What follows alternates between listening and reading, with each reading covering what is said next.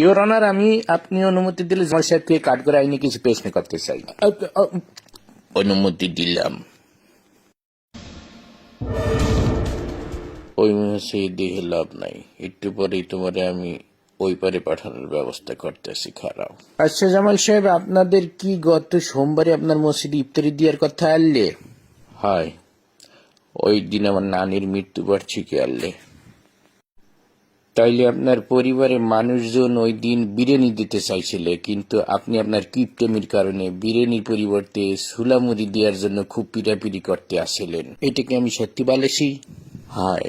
তো আপনি সুলামুড়ি দেবেন ভালো কথা, আপনি ঝাল কিছু দিয়ে দিতেন। সিঙ্গা আছে, চপ আছে, বেগুনি আছে, আলু পেঁয়াজি আছে। তা না কই আপনি পেঁয়াজি বেগুনির সাথে আবার জিলাপি মিশাই দিয়েছেন। আপনার জিলাপি খাইয়ে গ্যাস্ট্রিকের কারণে 3-4 জন মানুষ হাসপাতালে ভর্তি হয়ে গেছে।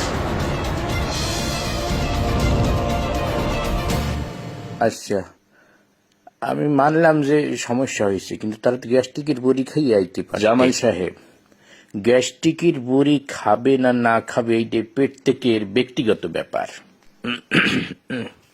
ইওর অনার, জামাল সাহেব সোমবারের দিন ইচ্ছে কই দেয় ওনার ওই ইফতারিতে ছোলামুড়ির সাথে জিলাপি মিশাই দিয়েছিল। ওনাকে ওনার পরিবার থেকে, ওনার আত্মীয় স্বজন থেকে, ওনার বাবা মা থেকে প্রত্যেকেই রিকোয়েস্ট করছিল যে তুমি জিলাপি মিশাই দিও না, তুমি শুধুমাত্র ঝালমুড়ির সঙ্গে তুমি ঝাল কিছু দিয়ে থাকো।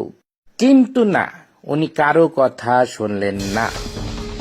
ইফতারির ঝালমুড়ির সাথে ওনার জিলাপি মিশাইতে হইবে, এই জেদের উপর উনি অটল থাকলেন এবং শেষ পর্যন্ত জিলাপি মিশাই দিলেন। ও কামে একটা না দুইটা করছে।